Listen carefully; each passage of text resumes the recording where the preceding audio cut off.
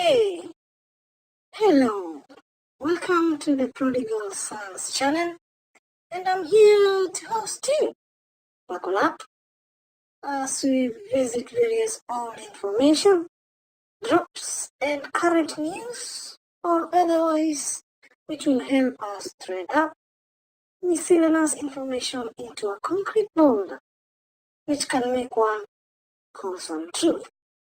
Let's visit the Middle East and Asia. We find that the anti-globalist protests are spreading to Middle East and Asia. We also cover President Emmanuel Macron of France has been declared a traitor by his own military. Wow. Also, Soros Foundation has been kicked out of Turkey for election meddling.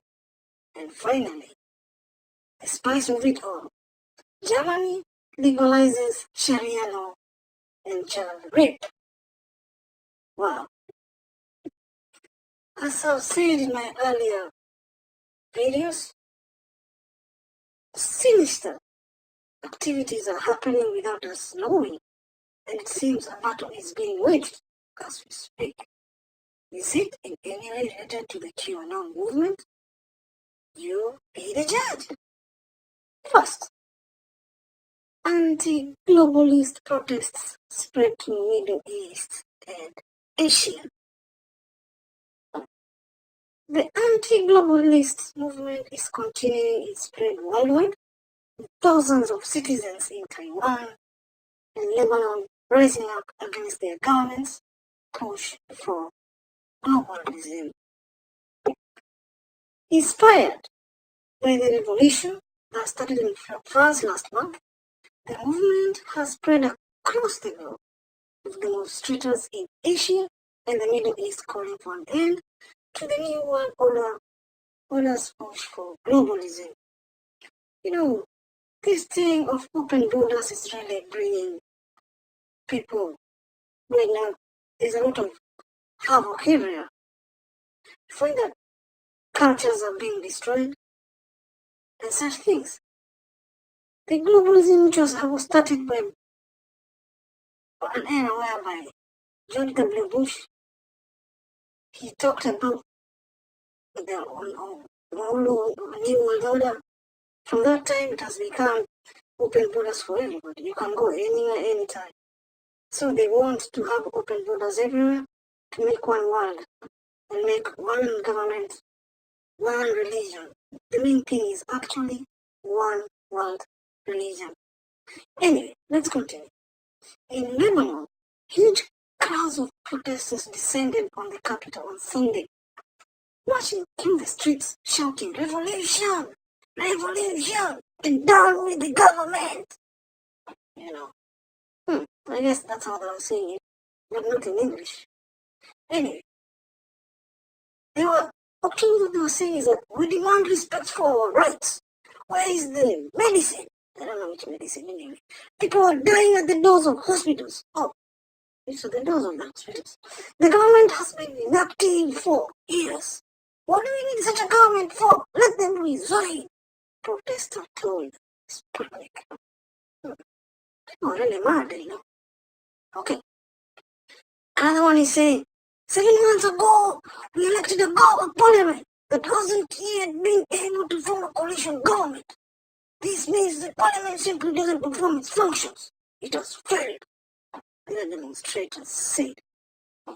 You can see how people are behaving. They're really mad, you know.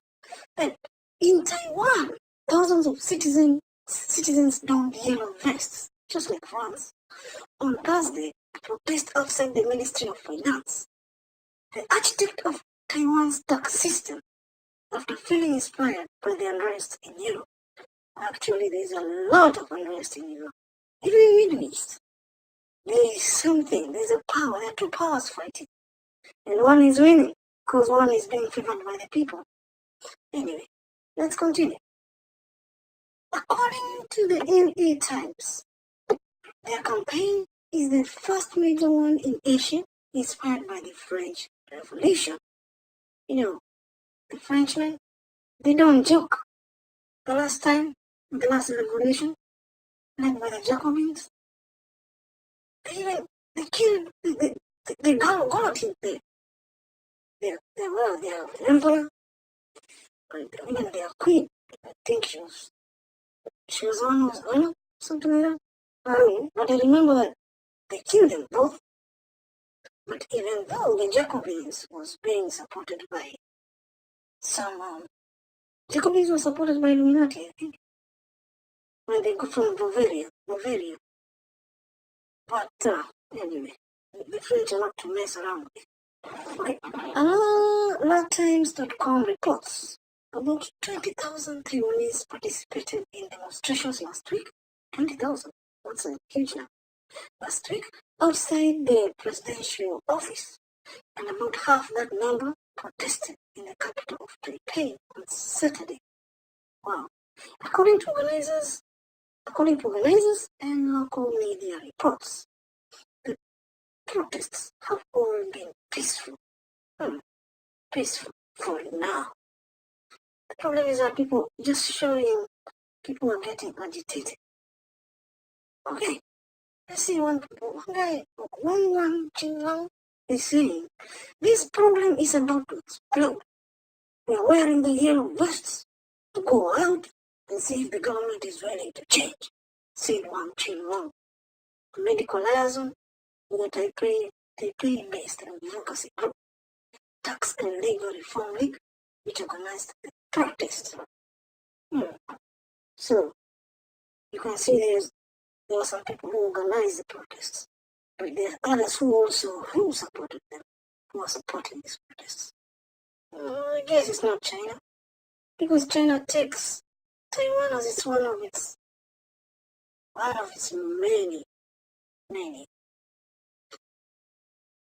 many lands or protectorates or one of its provinces, I would say. Okay, with the yellow vests worn under clear plastic raincoats, the Taiwanese protesters yelled slogans demanding that President Tsai Ing-wen's government overhaul the income tax system. It's about the income tax system. But I wonder, the income tax system is supposed to be taxed the people who are working, the workers. You see, income, but it's supposed to be actually, if these people are really, the governments really want to be fair, the tax is supposed to come only from the companies. But people, income tax, you're just affecting the household income. Okay. Some wave banners calling carrying police is illegal and blared air horns outside the ministry offices, which were carried by police. Many on Thursday's demonstration complained of receiving tax bills in air. Yeah, there were some tax bills which were sent in air. So, we're not happy about that. Appeals against taxes cost too much, some argue. Tax rates deter young people from starting companies, discourage foreign investors from doing business in Taiwan, and hurt entry-level workers who already struggle with low wages, they say. That is a very, very solid complaint. And if the Taiwanese government doesn't do something, it will only escalate. Okay, let's continue. Wages are a particularly sore point for Taiwan. The minimum wage will reach £750 dollars per month in January, and wages now average $1,364 per month. Often too little for workers in Taipei to afford housing unless they live with their parents or friends. Well, this is serious, you know. Okay, they play dead and don't come out. This is what protesters always say. They play dead and don't come out and say what the problems are, said protester Lily Chen, 48 years, pointing to the finance ministry high-rise. King Gong Group, similar to Tai Chi, have been fighting back taxes for 22 years. It's a long time fighting for such a thing. Taiwan's tax rules are too complex, she said. There's no good way to appeal a case. So you're pleading with the government. Yeah, you're pleading. But soon there'll be full-scale riots. And if the government doesn't take it serious, there'll be a government change. Okay, let's continue. The finance ministry has had a lot of the protests complaints before and rebutted some in statements on its website. A ministry official said Wednesday.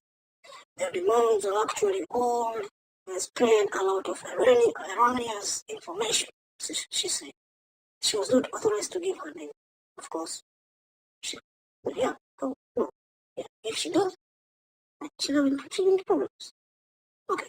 Taxes cannot make taxpayers poor, contrary to some protest voices, because Taiwanese are allowed to pay in installments, Ministry Section Chief Simon Chu said.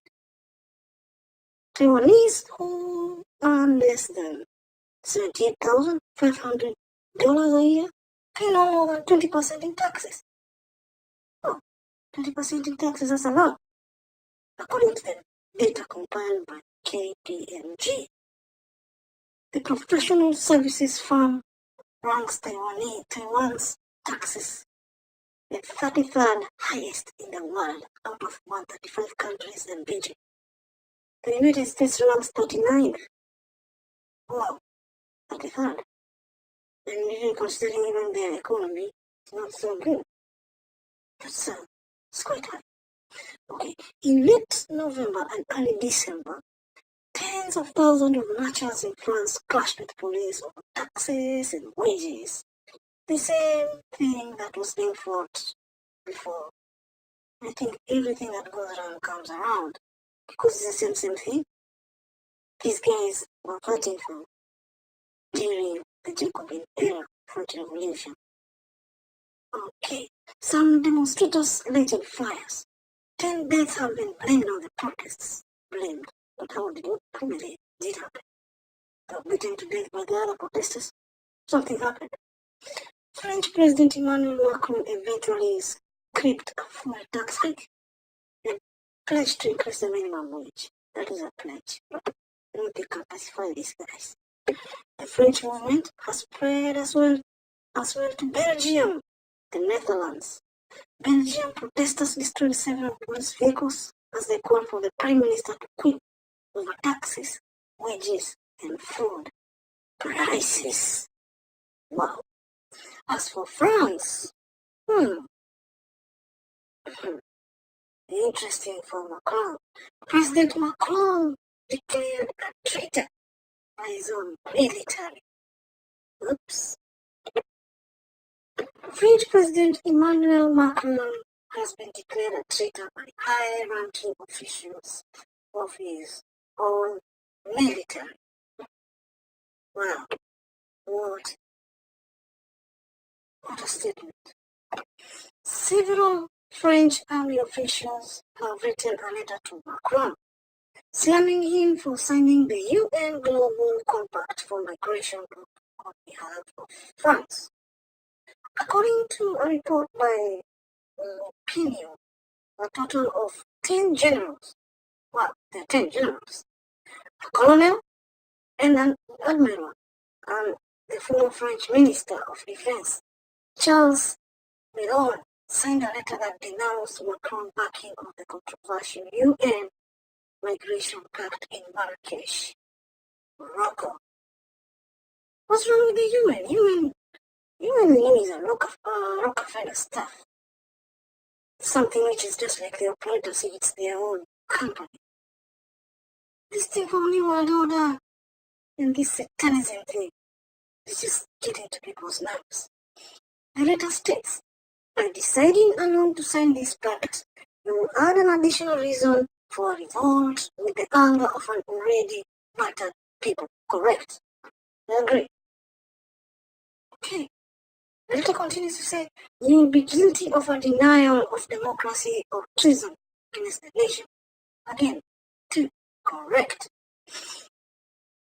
The French state is late in coming to realize the impossibility of integrating too many people in addition to totally different cultures who have regrouped in the last 40 years in areas that no longer submit to the laws of the Republic. These cultures, some want Sharia laws, others want. There's so many things over there. Then you can go. You can not decide alone to erase our civilizational landmarks and deprive us of our homeland. The letter adds, calling for a public vote on the issue. Exactly. The French people should actually decide. Breitbart.com reports several of the signatories are already known for their anti-mass migration stances, including former French Foreign Legion Chief General Christian Piquemont, who was stripped of military privileges after taking part in anti-mass migration protests in Calais in 2016. Piquemont was also seen at the Yellow Vest Act 4 protests on December 8th, giving a speech to a crowd of protesters while wearing a yellow vest. The Yellow Vest movement has protested the Macron government for weeks and carrying on despite achieving a stoppage of president's grain fuel tax increases. What grain fuel tax? It's just a way of making money for the New World Order. Okay, retired General Andrew Cousteau, 73. Wow, this guy is a patriot. Who also signed the document evoked the theory of the Great Replacement. Coined by the writer renowned Camus, saying, once signed, this pact will compel our country to welcome a large number of immigrants, which it has not yet assimilated, while it has not yet assimilated those who are already here. France will lose its Frenchness. Correct again.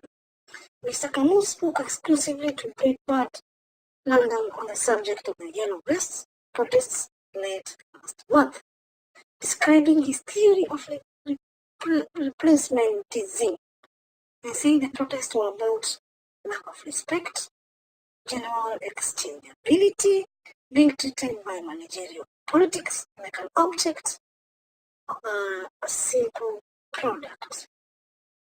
Macron is in boiling water. Now, another sidekick to the New World Order, Soros. Soros Foundation kicked out of Turkey for meddling in democracy. Soros is a culprit who has meddled in many. It has changed many democracies in the world. We can talk about Libya. We can talk about Egypt. We can talk about so many. Even Ukraine. This guy is one of the top dogs in the New World Order movement. Anyway, his foundation has been kicked out of Turkey. Okay, George Soros' Open Society Foundation has been kicked out of Turkey amid allegations that the billionaire globalist was attempting to meddle in Turkish democracy. Very well. The organization announced it will cease operations in the country after the Turkish government slammed Soros for orchestrating anti-government protests in Istanbul's Gezi Park in 2013. So, it has been known all over the world up to now. Al Jazeera.com reports the foundation denied any link to the protests. Of course, the Satanists, they always deny. They perform something like magic. When the trick actually is not what is happening, what you are seeing is not what is happening. Actually, the trick is somewhere else. Erdogan denounced Soros last week while speaking of the detention of 13 activists and academics accused of supporting attempts by jailed businessman and rights advocate Osman Kavala to revive the Gezi protests. That is the hand of Soros. The person, listen to this, these Erdogan knows, the person, Kavala, who financed terrorists during the Gaza incidents is already in prison. Erdogan told a meeting of local administrators on Wednesday. And who is behind him? The famous Hungarian Jew Soros. This is a man who assigns people to divide nations and shatter them. He has so much money and he spends it this way. Erdogan said. Erdogan knows this guy. He doesn't believe in his words and actually started detaining him this time. Anyway, let's look at detentions. One of the 13 people detained on November 16th was Hakim Altine, well, I don't want to pronounce it, who helped establish the Open Society Foundation in Turkey. Yeah, it's called Open. So open borders and stuff. Others were staff members of Kavana's and Anadolu Kultur Center, which campaigns for human rights and cultural diversity. If you hear this thing for human rights and this diversity stuff, just now, it's just advocating for mass immigrations and whatever they can do, even if it's to create war and divide, just to make sure that people migrate. Anyway, all but one of the detainees were later released after the European Union and the US expressed concern about their cases. Ankara's Western allies have repeatedly criticized the arrest of tens of thousands of people since a failed military coup in Turkey in July 2016. You can see they've been trying to have a coup. These guys are serious. Soros doesn't joke, man. Entertain him a bit, he'll smile with you, and sooner or later, you guys will be so crowded, nobody else can shout, hey. Okay. Kavala, in detention for more than a year, said on Monday in a statement posted on his website that he was still waiting for an indictment to be prepared so that he could prove that the claims he had helped direct and finance the Gaza protests. He never helped to direct and finance. That was Soros. Soros gave you the money. And wanted to work for the government were unfounded, which is actually just a word of mouth. He did exactly what he said. He did it. Okay, let's continue. Soros, a US-based financier and philanthropist or philanthropist. This guy is just a killer and whatever you can say. And his Open Society Foundation have also come under fire in Hungary. This guy, nobody wants him around.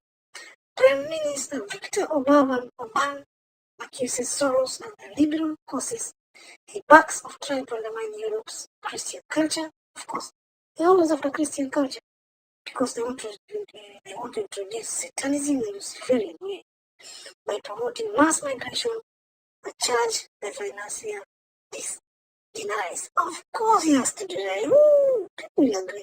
You think Soros can agree to that? Well, he would his grave deny. Believe me. Let's look another angle of the globalists. We should remember that globalists actually encourage pedophilia. That's why in Germany legalizes Sharia law and encourages child rape. Can you imagine Germany doing that?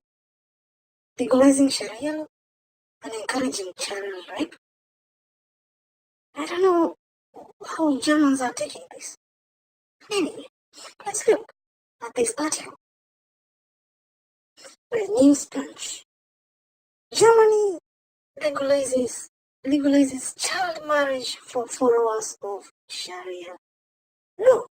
And you can see a guy there, man who looks old man, small girl while they're looking at the guy and she's like, this guy, I'm gonna kill him. He's so old and bushy and stuff. He just twice. Where is God? Okay, anyway, let's check. The German Federal Supreme Court has ruled that immigrants can legally marry children if they follow Sharia law. So Sharia law is a place you can hide. You can just go and see material stuff and marry a small cow. That's what the Supreme Court decided. Anyway, let's read now. The ruling comes from a controversial case involving a Syrian man who was separated from his underage wife. I wonder how the underage, when he say under, even a wife, underage is underage. A child is a child. Don't start saying underage wife. A child should have time to grow and develop her organs for sexual stuff. But these guys can't see that.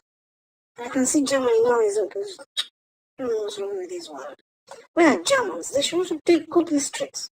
Okay, when he arrived with her in Germany as asylum seekers in August 2015, I wonder if these guys start doing this in Germany, even the Germans, those people who have rotten ideas will start doing the same thing.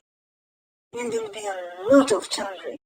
Anyway, Breitbart.com reports the pair, cousins, were married in February 2015, where the man was age 21 and the girl aged only 14. 14-year-old girl. It's just a small kid. Okay, in a marriage procedure that was done under the Sharia, legally in Syria, but was considered invalid by German authorities when the marriage age was 16 at the time. Even 16 itself is still a kid. You should give them about 18 years or 20. Somewhere, some. At least the adolescent is out. The teenage years are gone. After his so-called wife had been taken into separate care due to her status as a minor, the Syrian man complained to German courts, which initially granted him weekend access to her with a district court claiming the marriage had not been forced. It doesn't matter if it's forced or not forced. The thing is it right or not right? It's a kid, for heaven's sake. Anyway, the case was then sent up to the Federal Supreme Court, which has now ruled that the marriage between the pair should be examined on the basis of its legal status in Syria. But they are not in Syria. What's wrong with these people, the Federal Supreme Court? They're not in Syria. They should follow the legal system which they are in, the country they are in. Anyway, such cases in the future should be looked on individual basis. That is bullshit. In this thing, I can see everything this thing.